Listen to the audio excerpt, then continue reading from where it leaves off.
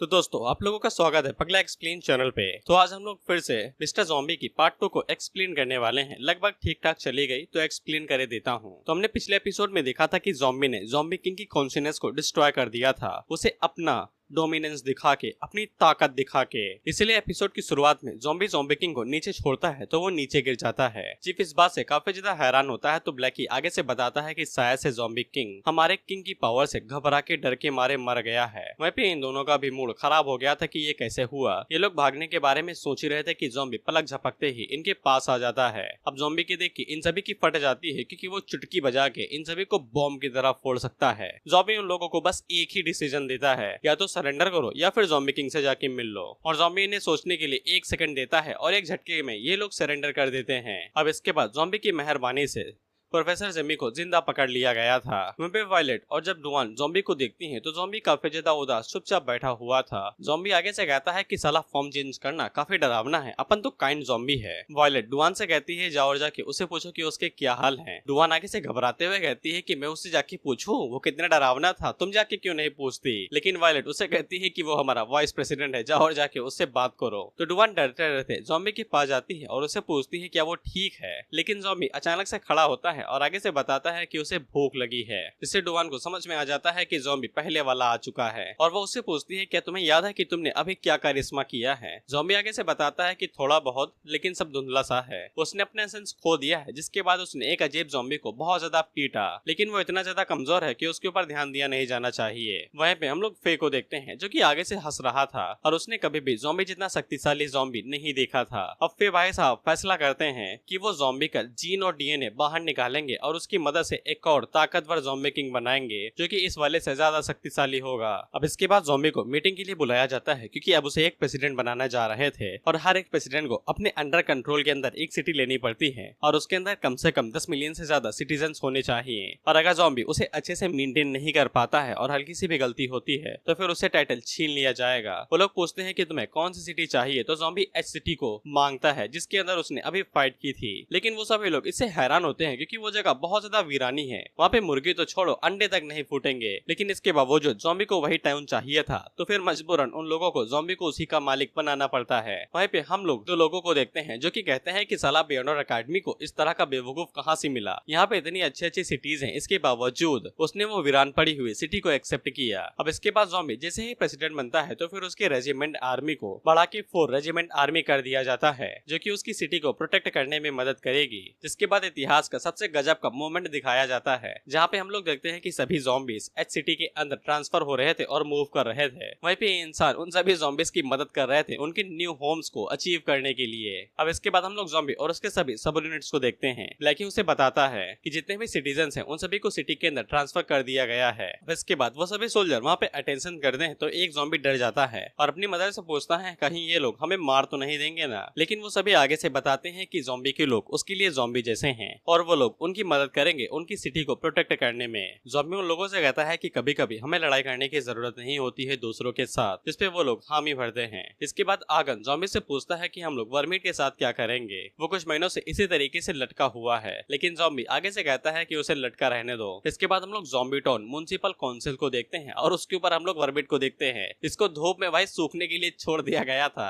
वर्मिट आगे से रोते हुए कहता है छोड़ दो भाई, अगले से बेईमानी नहीं करूंगा। अब इसके बाद हम लोग एक ज़ॉम्बी फैमिली को देखते हैं जहाँ पे मदर अपनी बेटी से कहती है ज़ॉम्बी किंग आपका शुक्रिया, अब आपकी वजह से हमारे पास एक घर भी है। अब इसके बाद हम लोग वायलेट को देखते हैं जो कि डुआन के साथ फाइट कर रही थी जहाँ पे उसकी पिटाई बहुत बुरी तरीके से हो रही थी और डुआन उसे बार बार हराए दे रही थी। वायलेट को समझ में नहीं आ रहा था कि आजकल डुआन इतनी शक्तिशाली कैसे हो गई। लेकिन हम लोग डुआन को देखते हैं जिसने दोबारा ज़ॉम्बी के जीन्स का इस्तेमाल किया था और उसकी पर्सनैलिटी दोबारा चेंज हो गई थी। वायलेट भी डुआन की ऐसी पर्सनैलिटी को देख के हैरान हो गई थी कि ये तो साला बिल्कुल अलग ही इंसान बन चुकी है। वहीं पे डुआन वायलेट से कहती है कि मैं अभी भी फाइट कर सकती हूँ तो वायलेट जल्दी से अपनी स्पीड की मदद से डुआन के पीछे जाती है अटैक करने के लिए। लेकिन डुआन अपनी गर्दन को पीछे घुमा के उसे कहती है कि बस इतना ही दम है क्या। अब इसे बेचारी वायलेट डर जाती है और उसका बैलेंस बिगड़ता है तो वो नीचे गिर जाती है। लेकिन वो खुद को संभालती है और डुआन से पूछती है क्या तुम अभी भी इंसान हो। लेकिन तभी वो देखती है कि डुआन अपना पैर आगे रखती है जिसके बाद वो मशीन गन का इस्तेमाल करते हुए वायलेट के ऊपर गोलियां बरसाने लगती है तो वायलेट उन्हें डॉज करते हुए इधर उधर भागने लगती है।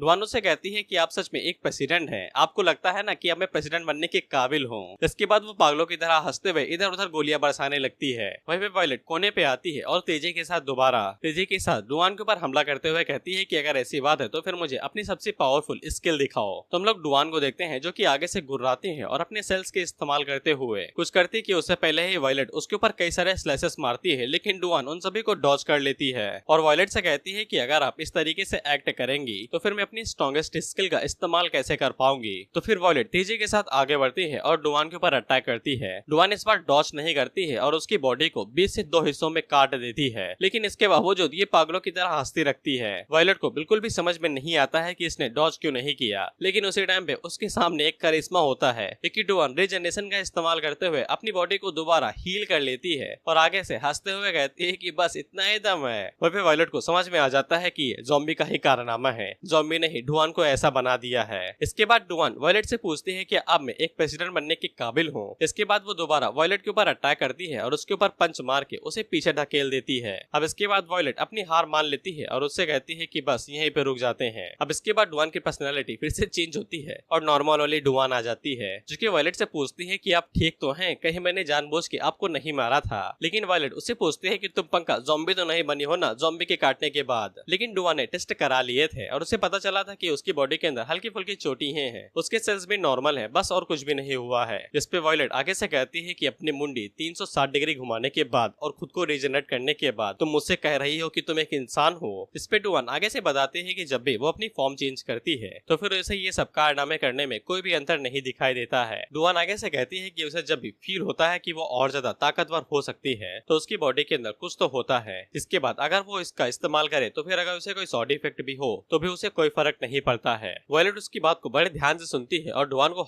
साइड में करते हुए कहती है कि हटो यार। अब इसके बाद हम लोग वायलेट को देखते हैं जो कि अपने 2 पैरों से सड़सड़ाते हुए भाग रही थी। डुआन से पूछती है कि आप कहाँ पे जा रही हैं, लेकिन वायलेट उसकी बात को इग्नोर करते हुए एच सिटी की तरफ जा रही थी। इसके बाद वो भागते हुए प्लेन पकड़ती है, प्लेन फट से जाता है, एच सिटी के अंदर लैंड होता है तो वायलेट सीधा प्लेन से ही उतर के ज़ॉम्बी की सिटी की तरफ भागते हुए जाने लगती है। वहीं पे हम लोग ज़ॉम्बी को देखते हैं जो कि अजूरे फ्लावर डिस्ट्रिक्ट की तरफ देख रहा था। इसके बाद ज़ॉम्बी आगन को पुलिस डिपार्टमेंट का हेड बना देता है, लैंग को सिविल एडमिनिस्ट्रेटर बना देता है और वहीं पे ब्लॉकी को उनकी सिटी का ट्रेजरी रिस्पॉन्सिबल बना देता है, यानी कि पैसों का जितना भी मामला होगा वो सब कुछ ब्लैक ही देखेगा। और ज़ॉम्बी उसे लिस्ट देते हुए कहता है कि हमारे बैंक का 1 फुटी कौड़ी भी इधर उधर हो उसके बारे में लिख के रखना। लेकिन उसी टाइम पे वहाँ पे वायलेट आती है जो कि काफी ज्यादा थकी हुई थी। ज़ॉम्बी उसे पूछता है कि आप यहाँ पे क्या लेने के लिए आई है, तो वायलेट अपने 2 टांगों पे सड़सड़ाते हुए भागते हुए आती है और ये लंगड़ी है वो भी दोनों टांगों से तब भी इतनी तेज भाग रही है। ज़ॉम्बी वायलेट से कहता है कि मैं आपसे मिलने ही वाला था सिटी के बारे में बताने के लिए, लेकिन वायलेट ज़ॉम्बी के पास आती है, उसे कहती है कि मुंह खोलो। जब ज़ॉम्बी अपना मुंह खोलता है तो वायलेट उसके ऊपर अपने हाथों से कटवा लेती है और शुक्रिया कह के वहाँ से चली जाती है और भागते हुए कहती है कि तुम्हें जो करना है तुम वो करो, जिससे वो सभी लोग हैरान होते हैं कि बस यहाँ पे कटवाने के लिए आई थी। वहीं पे वायलेट का पीए उसे कहता है कि अगर आपने उसे काटने दिया तो आप भूल चुकी है ना कि वो आपके दिमाग को भी कंट्रोल कर सकता है और आपकी पोजीशन काफी ज्यादा हाई है, अगर उसने आपको कंट्रोल करके कुछ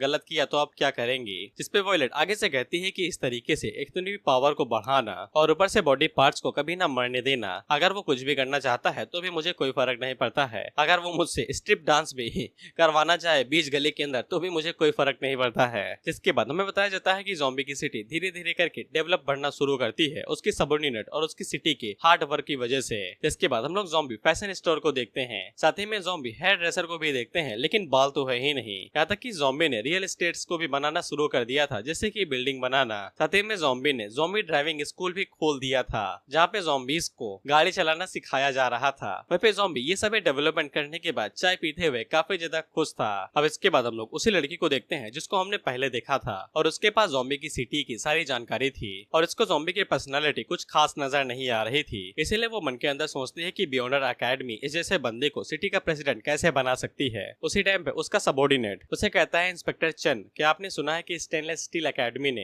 एक बार कहा था कि बियॉन्डर्स एकेडमी ने एक ज़ॉम्बी को वहाँ का प्रेसिडेंट बना दिया है, आप इस बारे में क्या सोच रही हैं, कहीं ये बंदा वही ज़ॉम्बी तो नहीं। इस पे चन आगे से कहती है कि दोनों एकेडमीज के बीच में हमेशा बवाल होते ही रहता है, लेकिन हम उनको एक दूसरे के ऊपर ऐसा इल्जाम थोड़ी न लगाने दे सकते हैं। चन को स्टील एकेडमी के ऊपर बिल्कुल भी यकीन नहीं था, लेकिन वो ज़ॉम्बी को खुद से मिलना चाहती थी क्योंकि उसे ज़ॉम्बी की पर्सनालिटी बिल्कुल भी ठीक नहीं लगती है एक लीडर के तौर पे। अब इसे ये फर्क पड़ता है या नहीं कि वो ज़ॉम्बी है या नहीं, इसीलिए चन खुद एक बार ज़ॉम्बी से मिलना चाहती थी चीजें कंफर्म करने के लिए। अब इसके बाद हम लोग नॉर्थ पोल को देखते हैं, जहाँ पे एक हेलीकॉप्टर आता है। वहीं पे हम लोग कई सारी शिप्स को भी देखते हैं, जहाँ पे एक बंदा प्रोफेसर से कहता है, प्रोफेसर स्ट्रेंज आप कैसे हैं। हमें पता चलता है प्रोफेसर स्ट्रेंज यहाँ पे एशियन पीपल की लाशों को बाहर निकालने के लिए आए हैं, जो अभी तक ग्लेशियर्स के अंदर दफन थी, ताकि वो लोग उनके ऊपर अपना एक्सपेरिमेंट करके थोड़ी बहुत जानकारी इकट्ठा कर सके। और उन्हें ऐसा लग रहा था कि ये बॉडी इस बर्फ के अंदर 500 सालों से भी बहुत ज्यादा दफन है। अब इसके बाद उस बॉडी को बाहर निकाला जाता है, जो कि एक बर्फ के बहुत बड़े टुकड़े के अंदर होती है। प्रोफेसर स्ट्रेंज आगे से कहते हैं, आर्कियोलॉजिकल प्रेसिडेंट डिपार्टमेंट होने के बावजूद मुझे पहली बार थोड़ी सी घबराहट हो रही है। अब इसके बाद हमें वो ग्लेशियर का टुकड़ा दिखाया जाता है, जिसके अंदर वो बॉडी होती है, और ये बॉडी एक फीमेल क्रॉप्स थी।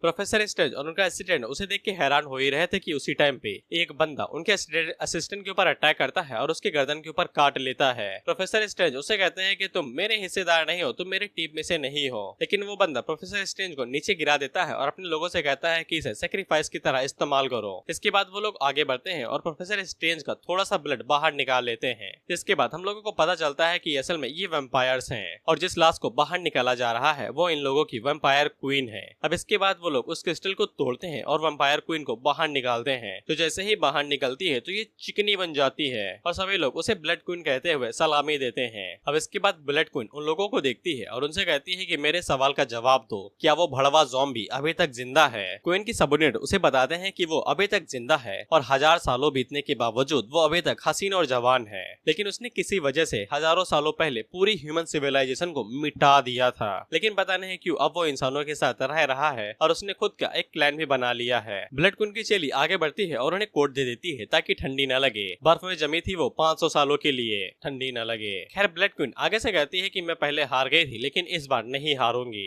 अब इसके बाद हम लोग ज़ॉम्बी को देखते हैं, जो कि अपनी सिटी को फलते फूलते हुए मस्त चाय पीते हुए देख रहा था। लेकिन उसी टाइम पे लोग उसे बताते हैं कि कोई उन्हें बुला रहा है। जिसके बाद हम लोग हेडक्वार्टर के अंदर का सीन देखते हैं। क्वीन के सबऑर्डिनेट ने जिस बंदे को काट लिया था उसे यहाँ पे लाया गया था, और इन लोगों ने आज तक कभी भी वैम्पायर नाम की कोई चीज नहीं देखी थी। इसीलिए इन लोगों को समझ में नहीं आ रहा था कि ये चीज क्या है जिसके दांत लंबे हैं, और ये ज़ॉम्बी की तरह तो बिल्कुल भी नहीं दिख रहा है। सभी लोगों को बताया जाता है कि ये प्रोफेसर के साथ ही था, जो उनकी आर्कियोलॉजी टीम की तरफ से थे, जो कि अब गायब हो चुके हैं। डेटाबेस से पता चलता है कि ये एक ऑर्डिनरी इंसान था, लेकिन अचानक से इसने 2 लोगों को बहुत ज्यादा घायल कर दिया है। अब इसके बाद पकड़ के इसे यहाँ पे लाया गया है। अब ये लोग कुछ भी कर ले, लेकिन ये आगे से कोई भी जवाब नहीं दे रहा था। तो वॉयलेट आगे से कहती है कि अब हमें एक प्रोफेशनल की जरूरत है, और ये प्रोफेशनल ये टकला था। सभी लोग ज़ॉम्बी को ग्रीट करते हैं और उसे काम के लिए बुलाते हैं। जिसके बाद ज़ॉम्बी को लैब के अंदर लाया जाता है। अब इसके बाद ज़ॉम्बी जैसे ही अंदर जाता है तो फिर वहाँ पे बाकी सिटी के प्रेसिडेंट भी आए हुए थे। उनमें से एक बंदा आगे बढ़ता है, जो कि ज़ॉम्बी से ग्रीट करते हुए बताता है कि वो आयरन क्लब एकेडमी का प्रेसिडेंट यिंग है। ज़ॉम्बी उसे हाथ मिलाता है और उसे हेलो कहता है। वहीं पे यिंग को आगे से लगता है कि ज़ॉम्बी एक साइड किक है, यानी साइड कैरेक्टर। वहीं पे ज़ॉम्बी तो इस बात से खुश था कि उसे इंसानों के साथ हाथ मिलाने को मिल रहा है। उसका सपना तो सच हो गया। वहीं पे हम लोग गैंग को देखते हैं, जिसके बगल में एक और कैरेक्टर था, जो कि आगे से कहता है कि तुमने उसे देखा, मैं यकीन से कह सकता हूँ कि ये कमजोर है, कोई भी यकीन नहीं करेगा कि ये एक प्रेसिडेंट है। वहीं पे गैंग की तो हवा टाइट हो जाती है, और वो साइड में खिसकते हुए सोचता है कि अगर मुझे पता होता कि ये यहाँ पे है तो मैं घर पे ही रहता। वो बंदा गैंग से पूछता है कि तुम्हें क्या हो गया, लेकिन गैंग तो डर के मारे कोने में घुस जाता है, और मन के अंदर सोचता है कि मुझे पता था कि ये आएगा, साला मुझे घर पे ही रहना चाहिए था। अब इसके बाद ज़ॉम्बी लैब के अंदर जाता है तो डॉक्टर उससे कहता है कि एक नजर इस पे मारिए और बताइए कि किस टाइप का मॉन्स्टर है। ज़ॉम्बी आगे से कहता है कि साला मुझे ये नहीं पता है कि मैं कितने साल का हूँ, और तुम मुझसे उम्मीद कर रहे हो कि मैं ये बता पाऊंगा कि ये मॉन्स्टर किस जाति का है। खैर ज़ॉम्बी उस बंदे को चेक करता है तो फिर उसको उसकी गर्दन के ऊपर 2 निशान दिखाई देते हैं दांतों के। ज़ॉम्बी उसे देख के हल्का सा हैरान होता है तो वायलेट उससे पूछती है क्या तुम्हें कुछ पता चला। लेकिन उसी टाइम पे वो बंदा अपने दांतों को निकाल के ज़ॉम्बी के ऊपर काटने वाला था, लेकिन जैसे ही वो ज़ॉम्बी को चेहरे को देखता है तो इसकी बोलती बंद हो जाती है। दरअसल ज़ॉम्बी उन्हें देख के एक्साइटेड हो गया था, और एक्साइटमेंट में उसकी फॉर्म चेंज हो जाती है, और आगे से कहता है कि साला ब्लड ट्राइब, मैंने सोचा भी नहीं था कि तुमसे मुलाकात हो जाएगी। फॉर्म चेंज होने की वजह से ज़ॉम्बी की बॉडी से ऑरा निकलता है, और उसकी फोर्स की वजह से ये सभी लोग दूर जाके गिरते हैं। वहीं पे ये वाला तो वैम्पायर डर के मारे कांपने लगा था, और इसके आंसू नाक सब बहने लगते हैं। वहीं पे ज़ॉम्बी हमें बताता है कि उसने कसम खा ली थी कि वो उनकी बिरादरी को वजूद से मिटा देगा। जो भी लोग ज़ॉम्बी को भी हल्के में ले रहे थे वो सभी ज़ॉम्बी की फोर्स की वजह से दूर जाके गिरते हैं, और उन्हें समझ में नहीं आता है कि अचानक से प्रेसिडेंट ज़ॉम्बी दक कैसे गया। वहीं पे वायलेट और डुआन तो सब कुछ जानते थे, इसीलिए वो अपना मुंह बंद ही रखती हैं। वहीं पे ज़ॉम्बी आगे से कहता है कि मैंने तो कसम खा ली थी कि मैं तुम्हारी बिरादरी के हर एक बंदे को वजूद से मिटा दूंगा, लेकिन पता नहीं तुम कैसे बच गए। जिसके बाद वो उस वैम्पायर का गला दबाने लगता है। तो वैम्पायर आगे से कहता है छोड़ दे भाई, लेकिन ज़ॉम्बी उसे पूछता है मुझे ये बताओ लिटिल रेड कहाँ पे है, वही छोटी लड़की जो मेरे लिए एक जहर की तरह है, शायद से ब्लड क्वीन की बात कर रहा है। वो वैम्पायर आगे से रोते हुए कहता है कि मुझे कुछ भी नहीं पता है मालिक, मुझे जाने दो बस, साला मैं हाल ही में वैम्पायर बना हूँ, अभी तक तो खून भी नहीं पिया। खैर तो ज़ॉम्बी अपनी फॉर्म को चेंज करके दोबारा नॉर्मल हो जाता है। वहीं पे इंग आगे से कहता है कि ये बंदा सच में साइड किक है, ये मुझे तो नहीं लगता। वहीं पे गैंग आगे से कहता है कि मुझे पता था कि मुझे घर पे ही रहना चाहिए था, साला ये लोग मुझे जीने नहीं दे रहे हैं। अब इसके बाद ज़ॉम्बी बाहर निकलता है तो वो लोग उसे पूछते हैं क्या तुम्हें कुछ पता चला, तुम ब्लड ट्रैप के बारे में बात कर रहे थे, वो क्या है। तो ज़ॉम्बी उन लोगों से कहता है कि तुम लोगों को कुछ दिनों के लिए सावधान रहना पड़ेगा, ब्लड टाइप। लेकिन ज़ॉम्बी आगे से कहता है कि मैं तो भूल गया कि मैं किस बारे में बात करने वाला था, जिससे वो लोग नीचे गिर जाते हैं और वायलेट उसके ऊपर चिल्लाते हुए कहती है कि तुम्हारा दिमाग ठीक से काम नहीं कर रहा है, कभी तो नॉर्मल स्टेट के अंदर रहा करो। इस पे ज़ॉम्बी कहता है कि भूल गया भाई, क्या गलती है मेरी। इसके बाद ज़ॉम्बी वायलेट से कहता है कि चिंता ना करो, अगली बार याद कर लूंगा तो बता दूंगा। जिस पे वायलेट उसे भर भर के गालियां देती है मन के अंदर बस। वहीं पे यिंग आगे से कहता है कि ये पक्का एक साइड किक ही है। वह जब ज़ॉम्बी उन लोगों को पीछे मुड़ के देखता है तो वो लोग डर के मारे हल्का सा कांप जाते हैं। अब इसके बाद ब्लड क्वीन के सबऑर्डिनेट उसे कहते हैं कि यही हमारा घर है, आपको क्या लगता है। और हमें पता चलता है कि इन लोगों का घर है एक वीरान पड़े इलाके की गली। वह भी ब्लड क्वीन को काफी ज्यादा गुस्सा आ रहा था, लेकिन वो कुछ कहती नहीं है। लेकिन उसी टाइम पे कोई उनकी तरफ देख के ₹1 का सिक्का फेंकता है और अपने दोस्त से कहता है कि सिटी तो काफी अच्छे से चल रही है, तो साला यहाँ पे भिखारी कैसे घूम रहे हैं। ब्लड क्वीन को इससे काफी ज्यादा गुस्सा आता है, लेकिन उसकी सबऑर्डिनेट उसे शांत करा देती है, ये कहते हुए कि हम उनके लेवल पे नहीं है। उसी टाइम में उनका दूसरा सबऑर्डिनेट पैसे पैसे कहते हुए ₹1 का सिक्का उठा लेता है और ब्लड क्वीन उसे ऐसे देख रही थी कि जैसे साला इतने हालात हमारे खराब हो गए कि ₹1 का सिक्का भी उठाना पड़ रहा है। जिसके बाद वो आगे से चिल्लाते हुए कहती है कि अगर तुम लोगों के इतने ही बुरे हालात थे और हम लोग इतने ही नीचे गिर चुके हैं तो फिर मुझे रिवाइव क्यों किया।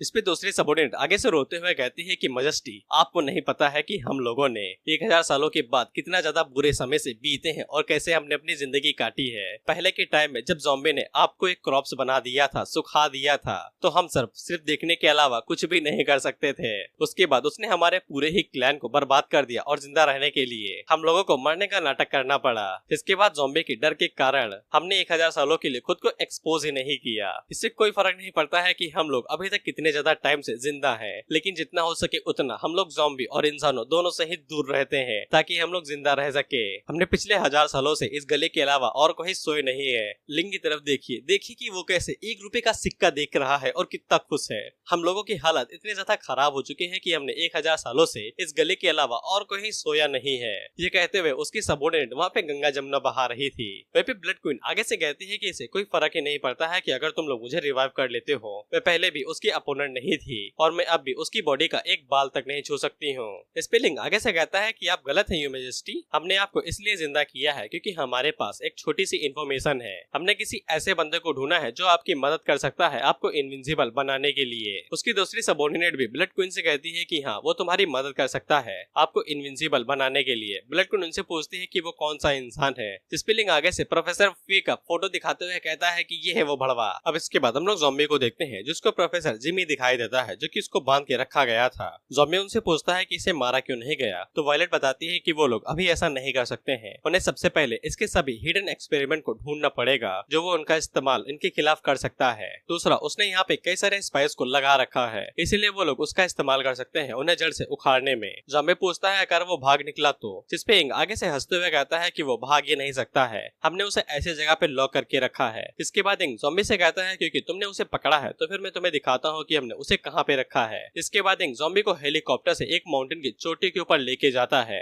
और ये खास तरह का जेल था जिसको इन लोगों ने खास प्रोफेसर जिमी के लिए ही बनाया है। इंग उसे बताता है कि इन लोगों ने पूरे माउंटेन को ही 3000 मीटर तक गहराई में खोद दिया है, इतने पे तो लावा मिल जाता है और ऊपर से इतने गहराई पे 150 फ्लोर्स हैं, 1 लाख से ज्यादा आर्म गन गार्ड्स हैं, यहाँ तक कि एलिवेटर का भी इस्तेमाल करने पे 30 मिनट लग जाते हैं पूरा नीचे तक जाने में। यहाँ पे रॉकेट लॉन्चर है, एंटी एयरक्राफ्ट गन्स है, लेजर कैनन्स है। ज़ॉम्बी जिस चीज का भी नाम ले वो उन लोगों के पास है, लोगों ने पूरी तैयारी की हुई है। ऊपर से यहाँ पे हर एक 100 फ्लोर पे 30 प्रेसिडेंट है और कुछ चीफ्स हैं जो कि इस जगह के ऊपर निगरानी रख रहे हैं। इंग ज़ॉम्बी से कहता है तुम्हें क्या लगता है कि वो इस लेवल की सिक्योरिटी से बच के भाग सकता है, और ऊपर से हम लोगों ने यहाँ पे एक बॉम्ब भी लगा रखा है जो प्रोफेसर जिमी की तशरीफ के नीचे है। 10,000 टन TNT से भी ज्यादा होगा, यानी कि पूरी दुनिया की तबाही। इंग बताता है कि जैसे ही कोई प्रोफेसर जिमी के पास बढ़ेगा तो वो बॉम्ब अपने आप ही फट जाएगा। इसके बाद कोई भी उसे आजाद नहीं कर पाएगा और वो दोनों ही यहाँ से लाश बन के निकलेंगे। यहाँ तक कि अगर भगवान भी आ जाए तो भी वो सिर्फ उसकी लाश को ही ले जा सकते हैं। अब ये सभी चीजें सुन के ज़ॉम्बी की बोलती बंद हो जाती है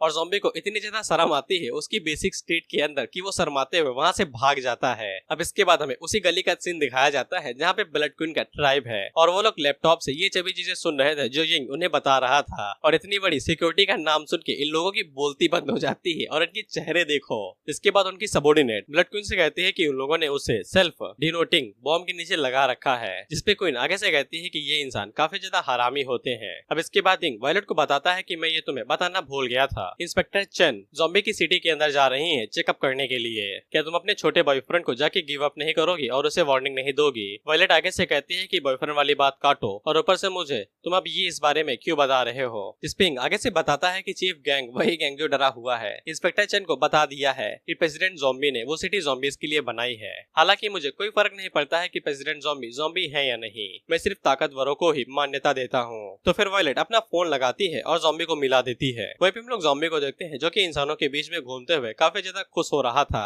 अब इसके बाद हम लोग फे को देखते हैं। माँ कसम मैं अभी भी कंफ्यूज हूँ कि ये प्रोफेसर जिमी है या फिर फे है, क्योंकि डबल बैटरी इसे फे बुलाता है और एकेडमी वाले लोग इसे प्रोफेसर जिमी, लेकिन अब हम इसे प्रोफेसर जिमी ही बुलाएंगे। हम लोग प्रोफेसर जिमी को देखते हैं जो कि अपनी सीट के ऊपर बैठे हुए थे, वहीं पे उनके लिए खाना रेडी किया जा रहा था। डबल बैटरी उसे कहता है कि हमारा खेल तो खत्म, लेकिन प्रोफेसर जिमी कसम खा लिए थे कि उन्हें किसी भी कीमत पे ज़ॉम्बी के जीन चाहिए। डबल बैटरी उसे कहता है कि आप किस बारे में बात कर रहे हैं, ब्रदर फे कहा है इसने अभी के अभी, हमें बहुत जल्दी एग्जीक्यूट कर दिया जाएगा। इस पे जिमी आगे से बताता है कि बिल्कुल भी नहीं, जब तक उन्हें हमारी रिसर्च नहीं मिलती है वो बिल्कुल भी मुझे नहीं पार पाएंगे और हमारे पकड़े जाने से पहले ही मैंने अपने लोगों से कह के वो रिसर्च कहीं और भिजवा दी थी। साला मुझे भी नहीं पता है कि वो कहाँ पे है। मैं इन बेवकूफों को पक्का पछतावा करवा के रहूंगा मुझे जिंदा रखने के लिए। वहीं पे डबल बैटरी आगे से कहता है कि हम लोग ज़ॉम्बी के जीन को न लेने के बारे में ही सोचते हैं, वो बहुत ज्यादा शक्तिशाली है, अगर हमें उसके जीन मिल भी जाते हैं तो भी ये इम्पॉसिबल होगा कि हम उसके जितना कोई ताकतवर बना सके। लेकिन प्रोफेसर जिमी आगे से कहता है कि सब कुछ ठीक जाएगा अगर हमें कोई पावरफुल वेसल मिल जाता है जो कि ज़ॉम्बी के जीन को कैरी कर सके।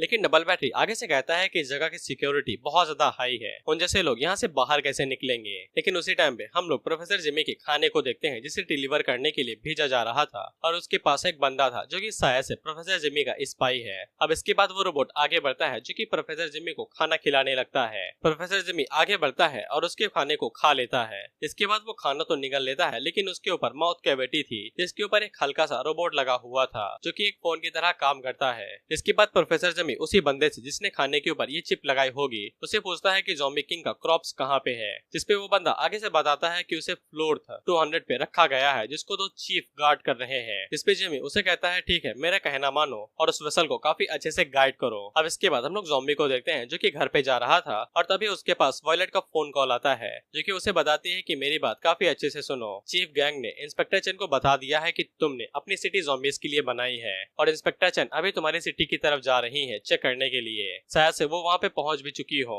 इंस्पेक्टर चेन हमारी ऑडिटर परविलियंस है, उनकी जॉब है कि वो ये पूरी चीज चेक करे कि सिटी का लाइफ स्टाइल कैसा है और सभी प्रेसिडेंट किस तरीके से काम कर रहे हैं। अगर उसे पता चला कि तुम एक ज़ॉम्बी हो तो फिर तुम्हें तुरंत ही फायर कर दिया जाएगा। ज़ॉम्बी आगे से कहता है कि अगर मैं उससे कहूँ क्या मैं इंसान हूँ तो क्या वो यकीन कर लेगी। इस पे वायलेट उसके ऊपर चिल्लाते हुए कहती है कि बेवकूफों की तरह बात न करो, मैं तुम्हारी सिटी गई हुई हूँ और मैंने देखा था कि सभी ज़ॉम्बीज मस्त एकदम चहल रहे थे और टहल रहे थे। और वो उसके ऊपर चिल्लाते हुए कहती है कि तुम सबसे बेहतरीन हो लेकिन सबसे घटिया भी, अलविदा। अब इसके बाद ज़ॉम्बी की सांसें कांपने लगती हैं और वो डर के मारे चिल्लाने लगता है कि अब मैं क्या करूँ, अब मैं क्या करूँ। लेकिन उसी टाइम पे उसकी नजर साइड में पड़े हुए जादू के पिटारे मेकअप के सामान के ऊपर पड़ती है। अब इसके बाद हम लोग चेन को देखते हैं जो कि सक्सेसफुली ज़ॉम्बी की सिटी के अंदर एंटर हो जाती है और इसे लग रहा था कि ज़ॉम्बी की पर्सनालिटी काफी ज्यादा वीक है और वो किसी ऐसे बंदे को प्रेसिडेंट बनने नहीं दे सकती है। अब इसके बाद हम लोग ज़ॉम्बी की सिटी को देखते हैं जहाँ पे कई सारे ट्रक बसेस वो सभी ज़ॉम्बी की काउंसिल के सामने आके गिरते हैं। ज़ॉम्बी वहाँ पे लैंड होता है और ब्लैकी से कहता है कि इंस्पेक्टर चेन हमारी सिटी को चेक करने के लिए आ रही हैं, जल्दी से ये मेकअप हर किसी में बंटवा दो और उनसे कह दो कि वो इसका इस्तेमाल करके खुद को बदल लें। अगर इंस्पेक्टर चेन को पता चल जाएगा कि हम लोग ज़ॉम्बी हैं तो वो हम लोगों को वापस वहीं पे भेज देंगी जहाँ से हम लोग आए हैं। तो फिर ब्लैकी जल्दी से आगन और लैंग से कहता है कि जल्दी से ये सभी मेकअप हर किसी में बंटवा दो अगर तुम लोग दोबारा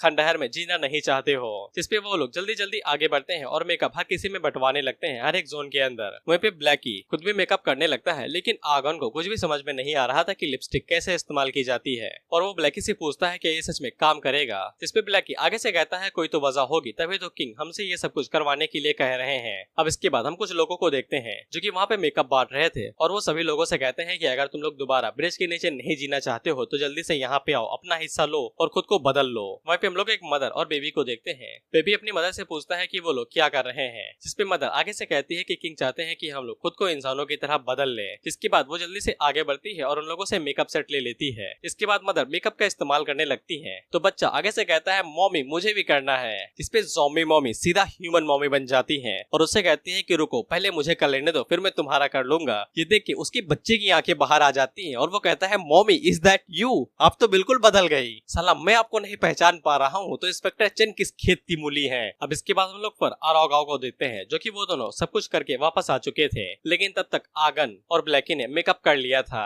आगन तो पक्का इंसान लग रहा है लेकिन ब्लैकी में थोड़ी बहुत दिक्कत है। वहीं पे वो दोनों उन दोनों से कहते हैं कि साला हम लोग यहाँ पे गायब हुए और तुम लोगों ने पहले ही ये सब कुछ कर लिया, ये तो गलत बात है। इसके बाद वो दोनों उन दोनों से पूछते हैं कि हमारे बारे में क्या। इस पे ब्लैकी आगे से कहता है कि हमारे पास एक तरीका है। इसके बाद हम लोग ब्लैकी को देखते हैं जो कि इंस्पेक्टर चेन को लेने के लिए आया हुआ था और उसने पर अरागाव को अपना पेट बना लिया था। वो दोनों ब्लैकी से कहते हैं कि साला ये तो गलत बात है, हम भी लोग मजेस्टी के लिए काम करते हैं, हमें पेट की तरह क्यों रखा गया है। इस पे ब्लैकी उन लोगों से कहता है कि तुम लोग किस बारे में बात कर रहे हो, क्या तुम दोनों जो पहले जिंदा थे तो क्या पेट नहीं हुआ करते थे। अब ये लोग इंस्पेक्टर चेन का यहीं पे इंतजार करे करते हैं, लेकिन हम लोग इंस्पेक्टर चेन को देखते हैं जो कि ट्रेन से सीधा इनकी सिटी के अंदर आ गई थी। इस पे चेन आगे से बताती है कि इनके लोगों के कई सारे प्रेसिडेंट के साथ अच्छे कनेक्शन है, इन्हें शायद से पहले ही पता चल चुका होगा कि हम लोग आ रहे हैं, इसलिए इन्वेस्टिगेट करने का यही सबसे अच्छा तरीका है कि हम लोग उनसे मिलना अवॉइड करें और डायरेक्ट सिटी के लोगों से मिल लें। इसके बाद हम लोग देख पाएंगे कि सिटी की क्या हाल है और प्रेसिडेंट कैसा है। वहीं पे चेन के दोनों सबऑर्डिनेट आपस में बात करते हुए कहते हैं कि वाई प्रेसिडेंट चेन ज़ॉम्बी से इतनी ज्यादा नफरत करती है। इस पे दूसरा सबऑर्डिनेट कहता है क्योंकि वो वीक और काफी ज्यादा कमजोर है, उसे जैसे धकेलो वो वैसे ढकेल जाता है।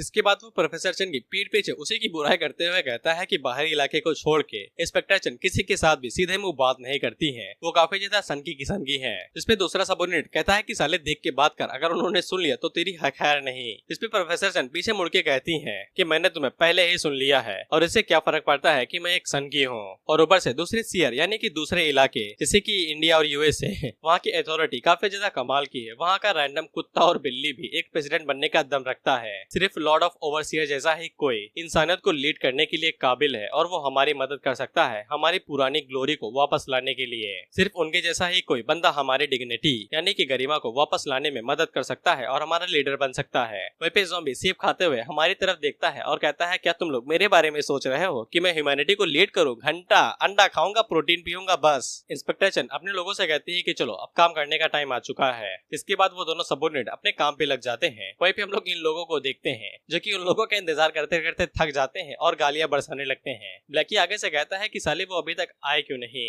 इंस्पेक्टर चेन को अभी तक तो आ जाना चाहिए था। इस पे आगन आगे से कहता है कि शायद से वो लोग देर कर दिए होंगे। अब इसके बाद हम लोग उन दोनों सबऑर्डिनेट्स को देखते हैं जो कि एक दुकान के अंदर जाते हैं और उससे पूछते हैं क्या अंकल हम लोग आपसे कुछ पूछ सकते हैं। इसके बाद वो सबऑर्डिनेट उनसे पूछता है कि आपकी दुकान पे सिर्फ अंडे से बने हुए प्रोडक्ट क्यों है। जिसपे अंकल पीछे घूम जाते हैं और आगे से कहते हैं कि तुम किस बारे में बात कर रहे हो, मैं तो देख और सुन कुछ भी नहीं कर सकता हूँ। जिसपे सबऑर्डिनेट को ऐसा लगता है कि सच में ये अंकल अंधे और बहरे हैं। जिसके बाद सबऑर्डिनेट आगे बढ़ता है और एक गली में चल रहे बंदे से पूछता है क्या मैं तुमसे पूछ सकता हूँ कि प्रेसिडेंट ज़ॉम्बी इस सिटी का ख्याल कैसे रखते हैं, क्या तुम्हें कुछ उनके खिलाफ कहना है। जिसपे वो बंदा आगे से कहता है क्या बात कर रहे हो यार, हमारे किंग सुपर गुड है, वो हमारे साथ अच्छा बर्ताव करते हैं, हमें फ्री में रहने के लिए घर दिया और साथ ही में हर महीने अंडे भिजवाते हैं वो भी फ्री में। लेकिन उसी पल उसका हाथ टूट के नीचे गिर जाता है जिससे उस सबऑर्डिनेट की आंखें बाहर आ जाती हैं और वो मन के अंदर सोचता है कि ये क्या चीज है। इसके बाद वो उस बंदे से कहता है भाई तेरा हाथ नीचे गिर गया। जिसपे वो बंदा हाथ उठाता है और वहाँ से भागते हुए कहता है कि मम्मी बुला रही है, मुझे खाना खाने के लिए जाना है, चिंता न करो ये नकली हाथ है, जाओ और जाके अपना काम करो। जिससे वो सबऑर्डिनेट हैरान होता है कि इधर चल क्या रहा है, क्या लोग इसी तरीके से हाथ अपना नीचे गिरा देते हैं। अब इसके बाद हम लोग प्रोफेसर चेन को देखते हैं जो कि आगे से चिल्लाते हुए कहती है कि सलाई सिटी के अंदर कोई भी एक भला इंसान नहीं है जो सिंगल पीस में हो। ऐसा लगता है कि मैं यहाँ पे इंसानों को ऐसे देख रही हूँ जैसे कि वो ज़ॉम्बी हो। अब मुझे ये मत कहना कि वो ज़ॉम्बी ने ये पूरी सिटी उन लोगों के लिए बनाई है जो अजीबोगरीब, घायल और अपाहिज है। जिसके बाद वो पीछे मुड़ के अपने सबऑर्डिनेट से कहती है कि ये सभी चीजें लिख लो, हम इसका इस्तेमाल कर सकते हैं उसको प्रेसिडेंट की पोजीशन से हटाने के लिए। अब इसके बाद हम लोग ज़ॉम्बी को देखते हैं जो कि कोने में बैठा अजीब अजीब हरकतें कर रहा था। उसी टाइम पे वहाँ पे आगन आता है जो कि सोल्जर से पूछता है कि तुमने उसे क्या दिया है खाने में। वो सोल्जर आगे से बताता है कि कुछ खास नहीं, उन्होंने कहा कि उसे भूख लगी थी तो मैंने अंडे के साथ स्पाइसेस कड़ी बना दी और जब से उन्होंने वो अंडा खाया है तब से उनके यही हालात है, वो बड़बड़ा रहे हैं और हिल रहे हैं। इस पे आगन बताता है कि ज़ॉम्बी वो चीज नहीं खा सकता जाता है। तीखी चीज खाने के बाद वो बौखला जाता है। चिली से वो स्टिमुलेट होके अपने बजर्क मोड के अंदर 1 महीने तक फंस जाता है। वहीं पे हम लोग ब्लैकी को देखते हैं जो कि अभी तक इंतजार कर रहा था। उसी टाइम पे आगन उसके पास कॉल लगाता है और उसे बताता है कि किंग ने स्पाइसी एग खा लिए हैं। सिचुएशन बिल्कुल भी अच्छी नहीं लग रही है। ब्लैकी आगे से कहता है कि मैंने सारी चिली वहाँ से हटा दी थी। आगन आगे से कहता है कि शायद से उन्हें कहीं से मिल गई होगी, लेकिन अब हम लोग क्या करेंगे। जिस पे ब्लैकी आगे से कहता है कि अब भगवान जाने कि क्या होगा, मैं थोड़ी ना कुछ कर सकता हूँ। वहीं पे आगन ब्लैकी से कहता है कि अगर ऐसी बात है तो क्या चीफ इंस्पेक्शन टीम को मार नहीं देंगे। जिस पे ब्लैकी आगे से कहता है कि इस बात के चांस तो हैं। अब इसके बाद हम लोग चेन को देखते हैं जिसने पूरा इलाका छान मारा था, लेकिन इसे फिर भी कुछ ऐसी चीज नहीं मिली थी जिसका इस्तेमाल करके ज़ॉम्बी को भाई पोजीशन से हटाया जा सके। उसी टाइम पे उसकी नजर आसमान के ऊपर पड़ती है तो एक ट्रक नीचे आके गिरता है और ज़ॉम्बी उसके ऊपर लैंड होता है, जिससे वो पूरा ट्रक पिचक जाता है। चेन इससे घबरा जाती है और पूछती है कि ये ट्रक यहाँ पे कैसे आया। वहीं पे ज़ॉम्बी चेन से कहता है इंस्पेक्टर चेन, शायद से मुझे आपको मेरी सिटी का टूर देना चाहिए, आप इस बारे में क्या सोचती हैं। चेन के सबऑर्डिनेट जो पीछे गिर गए थे वो खड़े होके ज़ॉम्बी को देखते हैं और पूछते हैं कि ये बंदा कौन है। वहीं पे ज़ॉम्बी उनके सामने ट्रक के सामने खड़ा हुआ था जो कि गजब का ऑरा पास कर रहा था। साफ पता चल रहा था कि वो भी कितना ज्यादा सर की मूड में है। वहीं पे चेन उसे पूछती है कि तुम कौन हो। जिसपे ज़ॉम्बी आगे से कहता है कि मेरे बारे में इतनी जल्दी भूल गई, मैं तो ज़ॉम्बी हूँ, इसको तुम खुद मिलने के लिए आई हो। इसे सबऑर्डिनेट चेन और उसका सबऑर्डिनेट तीनों हैरान होकर कहते हैं कि तुम ज़ॉम्बी हो। चेन आगे से कसम खा के कहती है कि तुम बिल्कुल भी उस जैसे नहीं लगते हो जिसको मैंने देखा था। ज़ॉम्बी आगे से कहता है कि मैंने बस अपना मास्क हटाया है। जिसके बाद ज़ॉम्बी चेन की तरफ बढ़ने लगता है तो चेन उसे कहती है दूर रहो, मेरे पास मत आओ। लेकिन ज़ॉम्बी आगे से चुटकी बजाता है और इंस्पेक्टर चेन से कहता है कि मैंने तुम्हारे लिए कई सारे तोहफे तैयार किए हैं। और ज़ॉम्बी ने चेन के लिए स्पाइसी एग्स की डिश तैयार की थी। इसके बाद वो चेन के करीब जाता है और उससे कहता है चिंता न करो, हम लोग इंसानों को नहीं खाते हैं। इसके बाद ज़ॉम्बी चेन को उसके कॉलर से पकड़ता है और उसे उठाते हुए अपने साथ ले जाने लगता है और जंप मारते हुए उसे कहता है कि ये जगह स्कूल के एरिया के अंदर आती है, यहाँ पे देखने के लिए कुछ ज्यादा चीजें नहीं है, मैं तुम्हें कमाल की जगह लेके चलता हूँ जिसे तुम देख के और ज्यादा खुश हो जाओगे। इसके बाद वो जंप मारता है और चेन को भी अपने साथ उड़ाते हुए लेते जाता है। वहीं पे चेन तो एक इंसान है ना, वो आगे से चिल्लाने लगती है।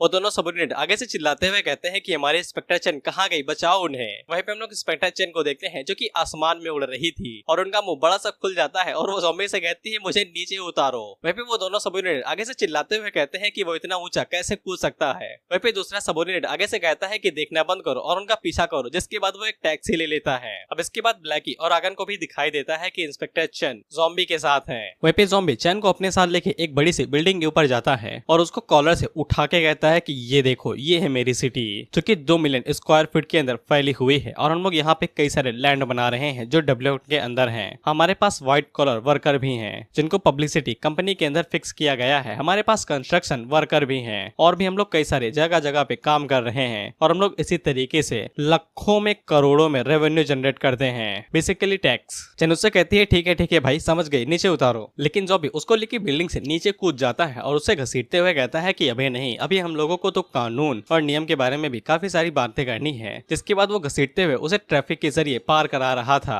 और जब ट्रैफिक लाइट हरी थी तो वो आगे से कहता है कि हम लोग ट्रैफिक रूल्स को हमेशा मानते हैं और कोई भी रूल नहीं तोड़ते हैं। उसी टाइम पे एक ज़ॉम्बी ट्रक लेके आ रहा था जिसकी टांग टूट चुकी थी और वो आगे से चिल्लाते हुए कहता है कि हटो भाई। लेकिन वो ट्रक वाला ज़ॉम्बी से टकरा जाता है तो ज़ॉम्बी उसके ऊपर लात मार के उससे कहता है कि हटो भाई। और वो चेन से कहता है कि अगर कोई चीज हमसे टकरा जाए तो हम लोग लात मार के उसे उड़ा देते हैं। अब इसके बाद वो बस उड़ते हुए सीधा एक बिल्डिंग के अंदर घुस जाती है। वहीं पे चेन के दोनों सबऑर्डिनेट जब टिकट खरीद रहे थे तो फिर उन्हें वो बस दिखाई देती है जो कि बिल्डिंग के अंदर घुस गई थी और वो दोनों आगे से चिल्लाते हुए कहते हैं कि ये साला सिटी है कि कोई बवाल, यहाँ पे चल क्या रहा है। हालांकि ब्लैकी ने सही टाइम पे उसके अंदर जो ड्राइवर था उसे बचा लिया था। वहीं पे चेन ज़ॉम्बी से कहती है कि तुमने उसे मार ही दिया था, लेकिन ज़ॉम्बी आगे से बताता है कि ये नामुमकिन है। उसके जितने भी सबऑर्डिनेट्स हैं वो बहुत ज्यादा फियरलेस और पावर हाउस हैं, वो कभी भी उनके सिटीजन को मरने नहीं देंगे। इसके बाद चेन के दोनों सबऑर्डिनेट चेन के पास आ जाते हैं तो ज़ॉम्बी चेन को उनकी तरफ गेंद की तरफ फेंक देता है और उससे कहता है कि इतना काफी है। और वहां से जाते हुए इंस्पेक्टर चेन से कहता है कि मुझे पता है कि तुम यहाँ पे किस लिए आई हो,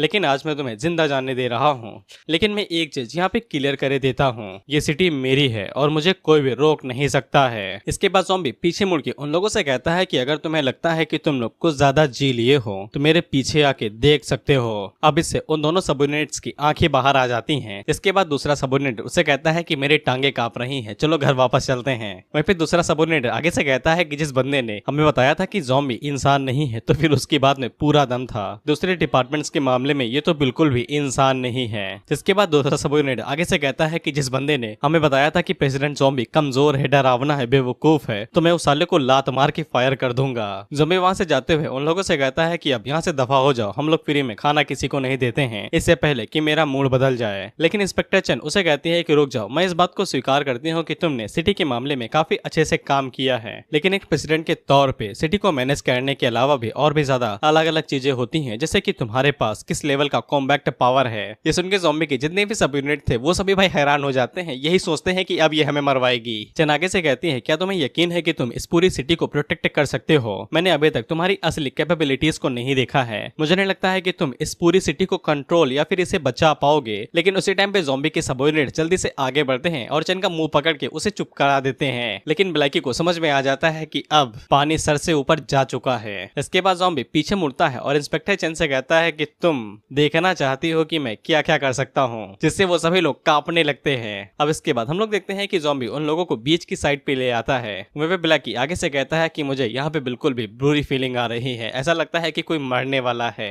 वहीं पे इंस्पेक्टर चन ज़ॉम्बी से पूछती है कि तुम यहाँ पे क्यों लेके आए हो, तो हम लोग ज़ॉम्बी को देखते हैं और उसकी शैडो से खतरनाक ऑरा रिलीज हो रहा था। वहीं पे इंस्पेक्टर चन से कहता है कि देखो आगे जो कुछ भी होने वाला है वो सब कुछ तुम्हारी गलती है, हमसे कोई भी उम्मीद न रखना कि हम कुछ करेंगे। अब इसके बाद चन ज़ॉम्बी की तरफ देखती है और ज़ॉम्बी उसकी तरफ, और वो मन के अंदर सोचती है कि अब यहाँ पे ये क्या करने वाला है। लेकिन उसी टाइम पे उसके सबऑर्डिनेट को दिखाई देता है कि नीचे के जो पत्थर थे वो आसमान में उड़ने लगे थे। अब इसके बाद ज़ॉम्बी अपनी आंखें बंद करता है और दोबारा हेंताई प्रोटैगनिस्ट में बदल जाता है, और हेंताई प्रोटैगनिस्ट की पावर्स को हल्के में नहीं लिया जाता है। हालांकि इन लोगों ने ज़ॉम्बी को ऐसे ट्रांसफॉर्म होते हुए पहली बार देखा था, तो ये तीनों ही चिल्ला उठते हैं। अब इसके बाद हम लोग देखते हैं कि लहरें अपना खिलखिला रही थी। वहीं पे ज़ॉम्बी चुपचाप खड़ा था और ग्रेविटी को कंट्रोल कर रहा था। वहीं पे सबऑर्डिनेट को समझ में आ जाता है कि यहाँ पे कुछ तो गड़बड़ होने वाली है। अब इसके बाद ज़ॉम्बी वहाँ पे छलांग मारता है और डायरेक्ट ऊपर आसमान में उड़ जाता है, और उसके छलांग मारने की वजह से ये तीनों मुंह के बल गिरते हैं। गाँव जल्दी से एक सबऑर्डिनेट को नीचे गिरने से बचा लेता है, वहीं पे चन नीचे जाके गिरती है। अब इसके बाद वो लोग सामने देखते हैं तो फिर ज़ॉम्बी वहाँ पे नहीं था। उसी टाइम पे गाँव जल्दी से एक बड़ी सी टेलीस्कोप लेके आता है जो कि बहुत बड़ी थी, और वो चन से कहता है कि इससे देखो। जिसके बाद चन उसे देखती है तो फिर उसे सैटर्न दिखाई देता है, और उस सैटर्न के ऊपर हमारा ज़ॉम्बी बैठा हुआ था। और चन ये देख के कहती है कि ये सच में कोई इंसान भी है, कि ये सच में हो सकता है ऐसा। वहीं पे हम लोग ज़ॉम्बी को देखते हैं जो कि सैटर्न से अब यहाँ पे कुछ कारनामे करने वाला था, वो भी धरती के ऊपर। अब इसके बाद वो तीनों ही आगे से चिल्लाते हुए कहते हैं कि ये बंदा इंसान नहीं है, ये बिल्कुल भी इंसान नहीं है। इसके बाद ज़ॉम्बी स्पेस से ही अपनी स्पेशल पावर का इस्तेमाल करता है, बेसिकली ग्रेविटी को कंट्रोल करते हुए वहाँ पे थोड़ी सी अपनी उंगलियों को खींचता है। जिसके बाद वो सामने की तरफ एक पंच मारता है, जिसको देख ये लोग आगे से चिल्लाते हुए कहते हैं कि जल्दी भागो, यहाँ से सुनामी आने वाली है। वहीं पे ज़ॉम्बी जैसे ही पंच छोड़ता है तो फिर गाँव जल्दी से अपना पंच जमीन के अंदर मारता है, क्योंकि वो सुनामी से सबको बचाना चाहता था। लेकिन ज़ॉम्बी के प्रेशर की वजह से इंस्पेक्टर चन की हालत खराब हो जाती है। जिसके बाद हम लोग देखते हैं कि ज़ॉम्बी के पंच की वजह से वहाँ पे एक बहुत बड़ा धमाका हुआ था, जिससे दुनिया की सबसे बड़ी सुनामी आती है। वहीं पे गाँव की वजह से ये लोग तो जिंदा रह जाते हैं, सुनामी के अंदर सर्वाइव कर जाते हैं, क्योंकि फोर्स की वजह से उसने सुनामी को बीच से काट दिया था। लेकिन वहीं पे हम लोग हेडक्वार्टर को देखते हैं और पंच की वजह से वो पूरी दुनिया हिल चुकी थी, इसीलिए यहाँ पे भूकंप आया था और ये लोग 6 फीट ऊपर उछल गए थे। अब इसके बाद इन लोगों को बताया जाता है कि 12 लेवल की सुनामी डिटेक्ट की गई है, जल्दी से सुनामी से बचाने की तैयारी शुरू की जाए। इसके बाद वॉयलेट और डॉन जल्दी से जाके खिड़की से देखती है तो फिर उन्हें बहुत बड़ी सुनामी दिखाई देती है, जो कि पूरे शहर को निगलने के लिए आ रही थी। जिसके बाद वो लोग लेवल 1 का डिफेंस एक्टिवेट कर देते हैं, जिससे पूरी सिटी के आसपास बहुत बड़ी बड़ी दीवारें आ जाती हैं सुनामी को रोकने के लिए। लेकिन सुनामी काफी ज्यादा बड़ी थी, इसीलिए वो दीवारें भी उसे रोक नहीं पा रही थी। लेकिन उसी टाइम पे ज़ॉम्बी दोबारा धरती के ऊपर आता है और उसकी फोर्स की वजह से वो सुनामी दोबारा रुक जाती है। भाई ग्रेविटी को कंट्रोल कर सकता है, जब चाहे तब सुनामी ला सकता है। अब इसके बाद ज़ॉम्बी उन लोगों से कहता है, क्या तुम लोगों ने देख लिया कि मैं क्या क्या कर सकता हूँ? अब इसके बाद हम लोग देखते हैं कि ज़ॉम्बी ने वही किया था, उसने सुनामी को कंट्रोल करके पानी को फिर से नॉर्मल कर दिया था। वहीं पे चन की तो हवा टाइट हो जाती है और वो आगे से बहुत ज्यादा डर चुकी थी। अब इसके बाद वो लोग चन और उसके सबऑर्डिनेट को विदा कर देते हैं। वैसे ज़ॉम्बी ने भी इन लोगों को PTSD दे दिया था, पास्ट ट्रॉमेटिक स्ट्रेस डिसऑर्डर। ये जब भी ज़ॉम्बी के बारे में सोचेंगे तब इनकी फटेगी। वहीं पे चन आगे से कहती है कि वो एक मॉन्स्टर है, जिसपे सबऑर्डिनेट आगे से कहता है कि वो एक मॉन्स्टर हो ही नहीं सकता है, एक मॉन्स्टर भी उसके सामने इंसान लगेगा। वहीं पे गाओ आगे से पूछता है कि हम लोगों ने कहीं कुछ ज्यादा तो नहीं कर दिया, वो लोग हमें बाहर तो नहीं निकाल देंगे? जिसपे ब्लैकी आगे से कहता है कि बिल्कुल भी नहीं, वो लोग ऐसा नहीं करेंगे। अब इसके बाद ज़ॉम्बी की सिटी को कुछ भी नहीं हुआ था, इंस्पेक्टर चन ने साइलेंट अप्रूवल दे दिया था। अब इसके बाद हम लोग उसी तहखाने को देखते हैं जहाँ पे प्रोफेसर जेमी को रखा गया था। वहीं पे हम लोग एक चीफ को देखते हैं जो कि ज़ॉम्बी किंग को देख रहा था और उसे ज़ॉम्बी किंग काफी ज्यादा अजीब लग रहा था। जिसपे डॉक्टर आगे से कहता है कि मुझे तो ये ये समझ में नहीं आ रहा है कि उस बंदे ने इसे मारा कैसे। अगर प्रोफेसर जिमी हमारे लिए काम करता तो फिर हम लोग बहुत ज्यादा अच्छे से डेवलप कर सकते थे। उसने एक इस तरीके का मॉन्स्टर बना दिया है, शायद से वो एक गॉड बनाने की तैयारी कर रहा था, और अगर वो इंसानियत के लिए काम करता तो फिर हम लोग अभी तक बहुत ज्यादा अच्छे से डेवलप कर लेते। लेकिन प्रेसिडेंट इस बात को इग्नोर करता है और उससे पूछता है कि ये दोबारा जिंदा हो सकता है, जिस पे डॉक्टर आगे से बताता है कि बिल्कुल भी नहीं, इसके अंदर जिंदा होने के कोई भी लक्षण नहीं है। वहीं पे हम लोग एक डॉक्टर को देखते हैं जो कि वहीं पे बैठा हुआ था और जिमी को उसके जरिए उनकी सारी बातें सुनाई दे रही थी। साला इसने इतने सारे स्पाई लगाए कैसे, कितने पैसे दिए होंगे, मैं ये सोच रहा हूँ। फ्री में इंसान कुछ नहीं करते हैं। प्रोफेसर जिमी अपने डॉक्टर वाले स्पाई से कहते हैं कि इस केमिकल को उस केमिकल के अंदर मिलाओ, इन्होंने नाम दिया है लेकिन मैं तो कॉमर्स से हूँ ना, मुझे थोड़ी ना पता है कि क्या है। खैर वो डॉक्टर केमिकल वेमिकल मिला के एक सीरीज बना लेता है। वहीं पे जिमी उसे कहता है कि ज़ॉम्बी किंग सिर्फ कॉन्शियसनेस को डिस्ट्रॉय किया गया है, फिजिकल बॉडी अभी भी सही सलामत है,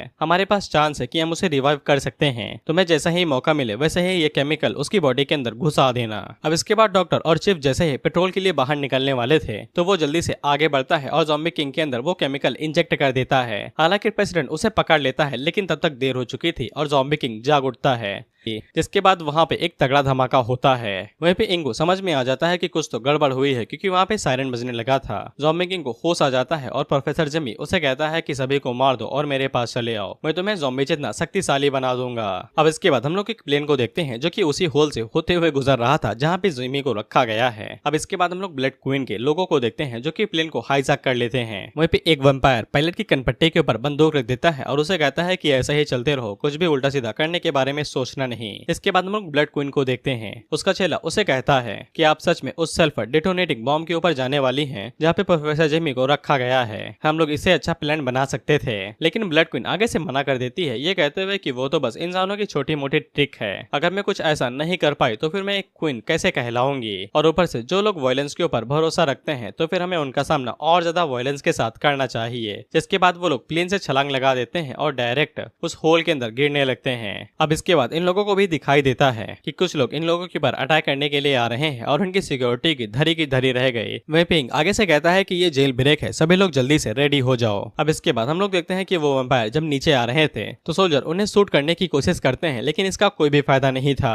वो सभी वैम्पायर काफी आसानी के साथ बुलेट्स को डॉज कर ले रहे थे। वहीं पे एक बंदा आगे से कहता है कि डरने की बात नहीं है, हम लोगों के साथ अभी भी 30 प्रेसिडेंट यहाँ पे हैं। लेकिन इसी टाइम पे इन लोगों को और भी ज्यादा तेज की आवाज सुनाई देती है, जिसके बाद हम लोग देखते हैं कि ब्लड क्वीन भी वहाँ पे पहुंच जाती है। इसके बाद हम लोगों को बताया जाता है कि ब्लड क्वीन पहले फ्लोर पे है, वहीं पे इंग और उसका चेला 320वें फ्लोर पे है, वहीं पे चीफ और गैंग 500वें फ्लोर पे है, वहीं पे ज़ॉम्बी किंग 2990 फ्लोर पे है, वहीं पे प्रोफेसर जिमी 3000 वाले फ्लोर पे है। अब इसके बाद हम लोग 3000 वाले फ्लोर को देखते हैं जहाँ पे ज़ॉम्बी किंग आसानी के साथ उस प्रेसिडेंट को हरा देता है। वहीं पे वो प्रोफेसर जिमी से कहता है कि तुम्हें क्या लगता है कि मैं तुम्हें बचाने के लिए आऊंगा, मेरे लिए तो सबसे ज्यादा अच्छा यही रहेगा कि तुम मारे जाओ। लेकिन प्रोफेसर जिमी आगे से हंसते हुए कहता है कि ऐसा लगता है कि ज़ॉम्बी से लड़ने के बाद तुम्हें समझ में आ गया है कि उसके अलावा तुम्हें कोई भी हरा नहीं पाएगा। लेकिन बचुआ, मैं तुम्हें एक बात बता दूं कि तुम मेरी रचना हो, अगर मैं चाहूँ तो तुम्हें मिटा दूं और अगर मैं चाहूँ तो तुम्हें जिंदा रखूं। अगर मरना नहीं चाहते हो तो चुपचाप यहाँ पे चले आओ, और तुम्हारी उम्र अभी भी काफी ज्यादा छोटी है तो मेरे सामने कोई भी ट्रिक करने के बारे में सोचना भी नहीं। ज़ॉम्बी किंग को इसे काफी ज्यादा गुस्सा आता है, लेकिन प्रोफेसर जिमी उसे कहता है कि चिंता नहीं करो,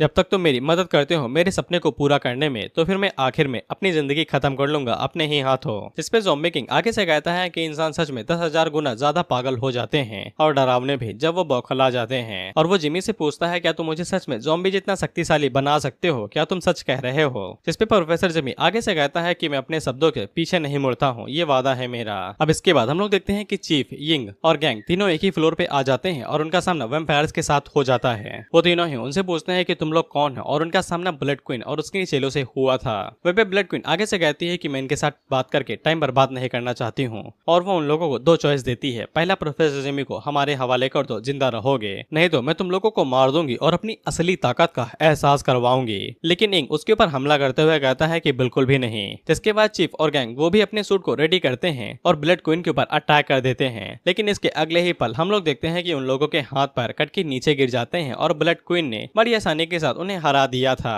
वहीं पे ये तीनों आगे से शर्माते हुए कहते हैं कि साला हम तो उसे एक बार भी छू नहीं पाए। वहीं पे नॉर्मल सोल्जर तो आगे से कहते हैं मॉमी आ गई, मॉमी भागो यहाँ से। इसके बाद वो उसके ऊपर शूट करने की कोशिश करते हैं, सोल्जर है ना, लेकिन गोलियों का असर ब्लड क्वीन के ऊपर बिल्कुल भी नहीं होता है। गोलियां जैसे ही ब्लड क्वीन की बॉडी से टकराती है तो वो वहाँ पे फैशन दिखाने लगती है बिकनी का, और जो भी बुलेट्स थी वो उसकी बॉडी से टकरा के पीछे के जाती हैं और नीचे गिर जाती हैं। यहाँ तक कि उसकी आंख भी इतने ज्यादा हार्ड थी कि गोली उसे पार नहीं कर पाती है। वहीं पे सबऑर्डिनेट आगे से अटैक करते हुए कहता है कि इनकी टेक्नोलॉजी अभी भी बहुत ज्यादा बेकार है पहले वालों के मुकाबले में। इसके बाद वो अटैक करके उन्हें डिस्ट्रॉय कर देती है। अब उसी टाइम पे हम लोग प्रोफेसर जिमी को देखते हैं जिसको ज़ॉम्बी किंग ने आजाद कर दिया था। वहीं पे डबल बैटरी आगे से पूछता है कि वो बम फटा नहीं जैसे ही वो लोग उन लोगों के करीब आएंगे। इस पे प्रोफेसर जिमी आगे से बताता है कि कोई भी सिस्टम परफेक्ट नहीं होता है, जैसे ही पावर शट डाउन हुआ वैसे ही यहाँ की सभी चीजें काम करना बंद कर दी। वहीं पे डबल बैटरी चुपके से बदरफेस से कहता है कि आपको पक्का यकीन है कि हम लोग उसे और ज्यादा शक्तिशाली बनाएंगे, वो पहले ही इतना ज्यादा शक्तिशाली है, कहीं शक्तिशाली बनने के बाद इसका एटीट्यूड और ज्यादा बिगड़ न जाए। इस पे प्रोफेसर जिमी आगे से कहता है कि उसके अलावा हमारे पास और कोई अच्छा वेसल नहीं है। लेकिन जब वो लोग बाहर निकल के देखते हैं तो फिर वहाँ पे पहले ही सभी लोग हारे जा चुके थे, जितने भी प्रेसिडेंट थे वो सभी लोग। उन लोगों को समझ में नहीं आता है कि अभी यहाँ पे क्या हुआ। जिसके बाद वहाँ पे ब्लड क्वीन आती है जो कि प्रोफेसर जिमी से कहती है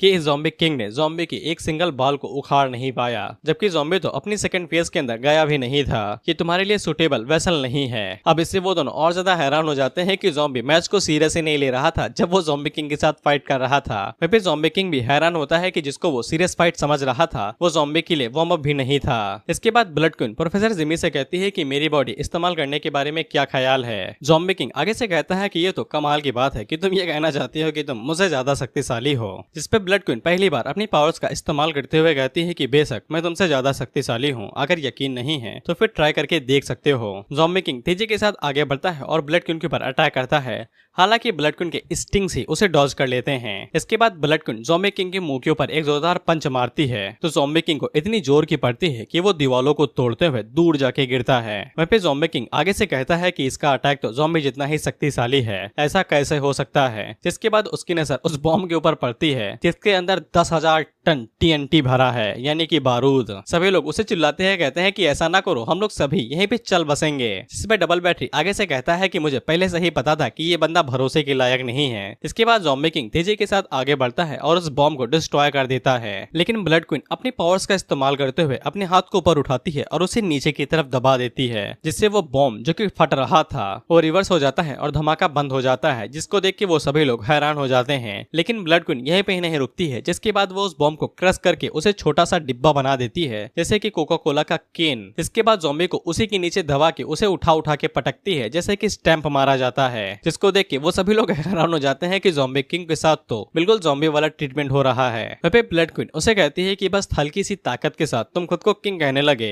जिसके बाद वो ज़ॉम्बी की तरह ही ज़ॉम्बी किंग को अपने पास खींचती है और उसे गले से पकड़ के उसे पूछती है कि बताओ तुम्हें ज़ॉम्बी ने कैसे मारा था। जिसके बाद वो भी ज़ॉम्बी किंग की आंखों में देखती है और उसे देखते देखते उसे डराने लगती है, ये बताते हुए कि तुम्हारी औकात क्या है, क्या फर्क है हमारी और तुम्हारी ताकत के बीच में। वहीं पे ज़ॉम्बी किंग आगे से घबराते हुए कहता है कि तुम दोनों ही मॉन्स्टर हो पुरानी सिविलाइजेशन के। इसके बाद ज़ॉम्बी किंग के साथ वही हाल होता है जैसा कि पहले हुआ था, उसकी कॉन्शियसनेस को डिस्ट्रॉय कर दिया जाता है और ब्लड क्वीन इसे नीचे फेंक के कहती है कि अपनी औकात में रहो। बेचारे के लिए बुरा लग रहा है, बेचारा 2 बार वही तरीके से मारा गया जैसे पहले मारा गया था। इसके बाद हमें बेचारे ज़ॉम्बी किंग की दास्तां बताई जाती है कि बेचारा जिस दिन दोबारा पैदा हुआ उसी दिन दोबारा ब्लड क्वीन के हाथों मारा गया। उसकी मौत को देख के इन दिनों की बोलती बंद हो जाती है और इनका मुंह बन जाता है। जिसके बाद ब्लड क्वीन प्रोफेसर जिमी से पूछती है क्या मैं तुम्हारे वेसल बनने के लिए इनफ हूँ या फिर और कुछ भी कारनामा करके दिखाऊं। जिसपे प्रोफेसर जिमी ब्लड क्वीन की तरफ देखता है और आगे से हंसते हुए कहता है बेशक you are the pass the test. अब मैं तुम्हें एक चीज याद करा दो, तुम्हें वर्मिट याद होगा, अभी भी लटका है बेचारा। मैं बीच में उंगली तो नहीं करना चाहता, लेकिन तुम्हें क्या लगता है कि ये कितने चैप्टर तक लटका रहेगा। अब इसके बाद हम लोग वॉयलेट को देखते हैं जो कि भागे भागे ज़ॉम्बी से मिलने के लिए आती है, जो भी बवाल हुआ था उसके बारे में बताने के लिए। गाँव उसे बाहर ही रोक लेता है और उसे बताता है कि अभी ज़ॉम्बी से मिलना खतरे से खाली नहीं है। लेकिन वॉयलेट उसकी बात नहीं सुनती है और उसे कहती है कि मिलना काफी ज्यादा जरूरी है और तुम किस खतरे के बारे में बात कर रहे हो, मुझे इसके बारे में बिल्कुल भी नहीं जानना है। इसके बाद वो ज़ॉम्बी के कमरे के अंदर घुसती है, ये कहते हुए कि हमारे पास एक बहुत ज्यादा बुरी न्यूज है। लेकिन ज़ॉम्बी जो कि अपनी सेकंड फेज के अंदर था वो आगे से कहता है यो चाय पियोगी। वॉयलेट उसे जैसे ही सेकंड फेज के अंदर देखती है तो वो डर के मारे वापस जाने लगती है, लेकिन बाद में उसे कहती है कि तुम कब से इस तरीके से बात करने लगे।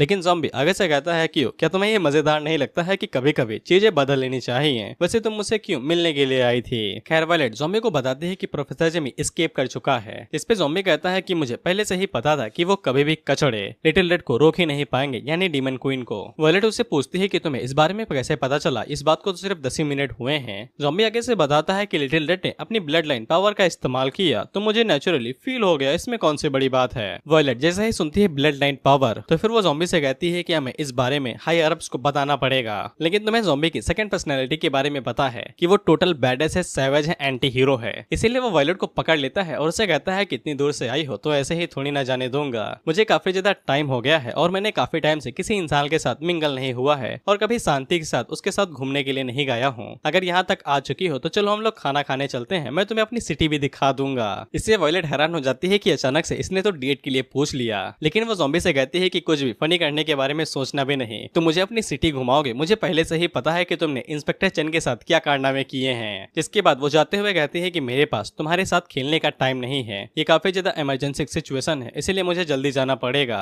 लेकिन ज़ॉम्बी उसे दोबारा रोक लेता है, ये कहते हुए क्या तुम मेरी ब्लड लाइन पावर को देखना नहीं चाहती हो जब मैं उसका इस्तेमाल करूंगा। इससे वॉयलेट वहीं पे थम जाती है और पीछे मुड़ के उससे पूछती है क्या तुम्हारे पास भी तुम्हारी ब्लड लाइन पावर है। इस पे ज़ॉम्बी सिर्फ आगे से मुस्कुराता रहता है, यानी कि जब तक डेट पे नहीं जाओगी तब तक कोई भी जवाब नहीं मिलेगा। तो वॉयलेट आगे से डेट के लिए मान जाती है और उसे कहती है ठीक है मैं चलूंगी। अब इसके बाद हम लोग सभी प्रेसिडेंट्स को देखते हैं जो कि वहाँ पे हार गए थे और घायल हो चुके थे। इन लोगों को हॉस्पिटल ले जाया जा रहा था। वहीं पे चीफ आगे से उस डॉक्टर से कहते हैं कि प्रेसिडेंट हेड को बुला लो, डिपार्टमेंट हेड को कॉल लगाओ जल्दी से। अब इसके बाद हम लोग प्रोफेसर जिमी की लैब को देखते हैं जहाँ पे क्वीन आराम से बैठी हुई थी। वहीं पे प्रोफेसर जिमी ने क्वीन की बॉडी को एनालाइज कर लिया था। वहीं पे क्वीन की बॉडी काफी ज्यादा कमाल की थी और उसके अंदर और भी ज्यादा कमाल की चीजें थे, बेशक वो एशियन टाइप की बॉडी थी। वहीं पे क्वीन का सबऑर्डिनेट आगे से कहता है कि तुम लोग पहले ही और भी ज्यादा अजीबोगरीब एक्सपेरिमेंट कर चुके हो, तुम लोगों को बस ज़ॉम्बी के जीन की जरूरत है हमारी क्वीन की पावर को बढ़ाने के लिए। उसके साथ उल्टा सीधा हरकतें मत करना, पता चले उनका मुंह टेढ़ा कर दो। जिस पे डबल बैटरी आगे से कहता है कि उन लोगों ने पहले ही कई सारे इंसानों के ऊपर एक्सपेरिमेंट कर लिया है, इसीलिए उन लोगों को चिंता करने की जरूरत नहीं है। प्रोफेसर जिमी आगे से बताता है कि उन लोगों ने सक्सेसफुली इंसानों के ऊपर एक्सपेरिमेंट करके उनकी एबिलिटीज को इनहेंस किया है, जो कि खुद ज़ॉम्बी ने अपने हाथों से किया था। डुवान याद होगी और वायलेट भी। हालांकि तुम्हारी क्वीन कोई इंसान नहीं है, लेकिन उसके अंदर ज्यादा दिक्कतें नहीं होनी चाहिए, ऐसा मुझे लगता है। अब हम लोगों को बस ज़ॉम्बी के जीन की जरूरत है। जिसपे ये दोनों सबऑर्डिनेट आगे से मुंह बनाते हुए कहते हैं कि अब हमसे ये मत कहना कि तुम चाहते हो कि हम ज़ॉम्बी का जाके डीएनए लेके आए। जिसपे जिमी उन लोगों से कहता है कि मैं इतना भी फुद्दू थोड़ी हूँ जो तुम लोगों को खुद तुम्हारी कब्र के अंदर भेज दूंगा। जिसपे इन दोनों का दोबारा मुंह बन जाता है बेइज्जती वाला। अब इसके बाद फीमेल सबऑर्डिनेट उन लोगों से पूछते हैं कि तुम्हें उसके जीन कैसे मिलेंगे, क्योंकि वो तो तुम्हें देने नहीं वाला। उसी टाइम पे डबल बैटरी अपने कोट से ज़ॉम्बी के जीन ऐसे बाहर निकालते हैं जैसे कि कोई बिस्कुट हो, और वो आगे से कहता है कि हमारे लिए कोई भी चीज ऐसी नहीं है जो हमें रोक सके। जिससे वो दोनों सबऑर्डिनेट आगे से चिल्लाते हुए कहते हैं व्हाट द फक, तुम्हें ये मिला कैसे। जिसपे जिमी आगे से बताता है कि एक वहाँ पे इंसान है जिसके पास ज़ॉम्बी के जीन है, हम लोगों को उसी से ज़ॉम्बी के जीन मिले हैं। दरअसल वो अपना चेकअप कराने के लिए गए थे, कहीं वो ज़ॉम्बी के अंदर तो नहीं बदल रही। इसके बाद वो पूरी बॉडी एग्जामिन की गई और उसके अंदर कोई भी ज़ॉम्बी के सिम्टम नहीं दिखाए गए थे।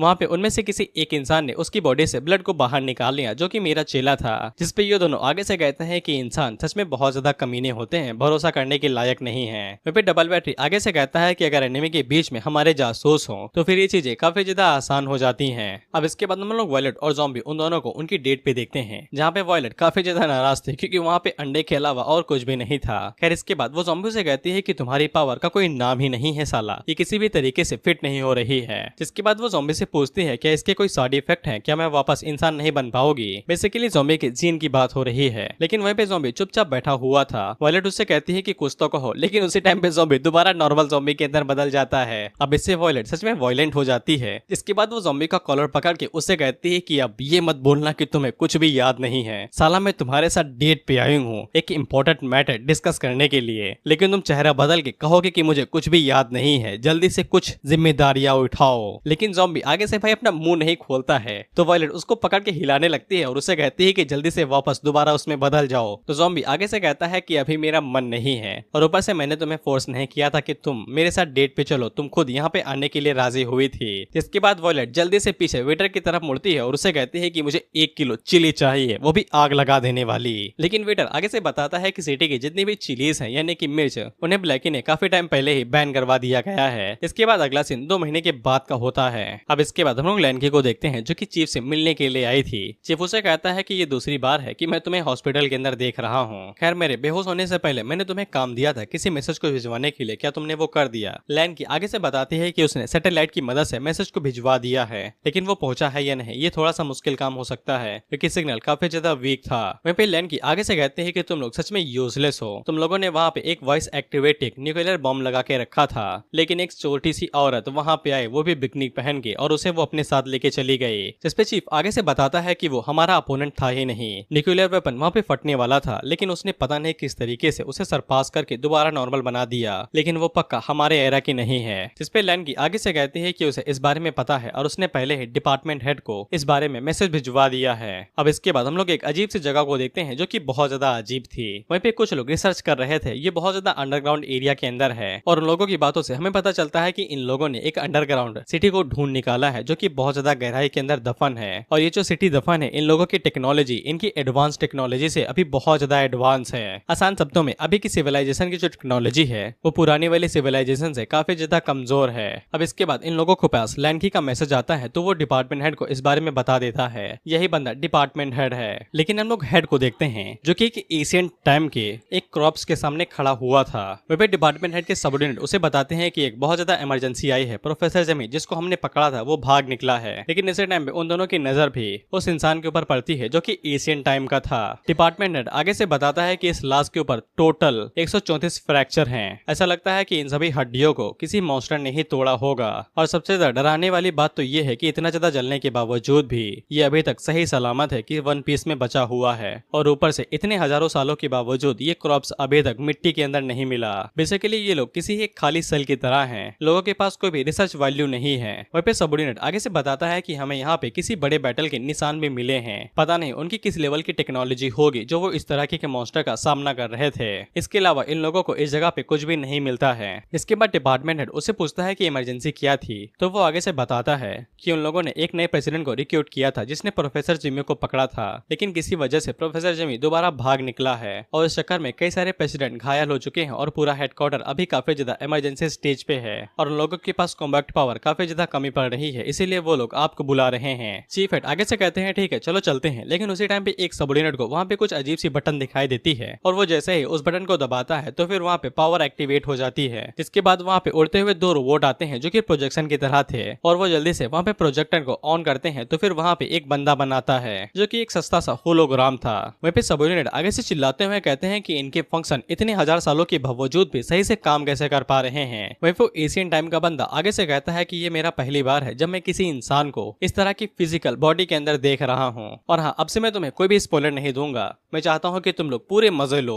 वहीं पे सबऑर्डिनेट आगे से हेड से कहता है कि हमें यहाँ से चलना चाहिए, लेकिन हेड आगे से कहता है कि तुम इतना घबरा क्यों रहे हो, ये तो बस एक प्रोजेक्शन है, ये हमारा क्या उखाड़ पाएगा। वहीं भी वो प्रोजेक्शन हेड से कहता है कि मैं तुम्हें ताकतवर बना सकता हूँ, जब तक तुम इस बात की कसम खाते हो कि तुम ह्यूमन सिविलाइजेशन को बचाओगे मैं तुम्हारी मदद करूंगा। जिसपे हेड आगे से कहता है कि इसी रीजन की वजह से जिंदा हूँ याद दिलाने की जरूरत नहीं है, बस मैं एशियंट ह्यूमंस को और भी ज्यादा अच्छे से समझना चाहता हूँ। जिसके बाद वो उन लोगों से पूछता है कि तुम लोगों की तबाही कैसे हुई, तुम लोगों को किसने मिटा दिया। जिसपे एशियन टाइम का बंदा वहाँ पे सीधा एक प्रोजेक्शन ऑन करता है जो कि और किसी की नहीं, ज़ॉम्बी की थी, वो भी नॉर्मल फॉर्म वाली, जिसको देख के सबऑर्डिनेट आगे से हैरान होकर कहता है कि ये बंदा मजाक तो नहीं कर रहे हो ना अंकल। अब इसके बाद हमें हजारों साल पहले की एक कहानी दिखाई जाती है। हमें बताया जाता है कि पहले अर्थ इस तरीके की नहीं दिखा करती थी, यानी कि जो ज़ॉम्बी अभी जिस एरा में जी रहा है जहाँ पे हेड है वहाँ पे सिर्फ 2 बड़े कॉन्टिनेंट हैं, दाएं और बाएं। इसीलिए इन लोगों ने कहा कि पहले अर्थ ऐसे नहीं दिखा करती थी। पहले के टाइम पे अर्थ के पास 7 कॉन्टिनेंट हुआ करते थे और 8 ग्रेट ओशियन हुआ करते हैं जैसे कि अभी धरती है, और हजारों सेंचुरीज पहले वो बहुत ज्यादा कमाल के हुआ करते थे। ह्यूमैनिटी की पावर को इंक्रीज करने की खातिर इन लोगों ने बहुत ज्यादा रिसोर्स को इकट्ठा किया और अपनी टेक्नोलॉजी को और भी ज्यादा निखारते गए, और इन लोगों ने बहुत बड़ी बड़ी स्टारशिप्स को भी बना लिया।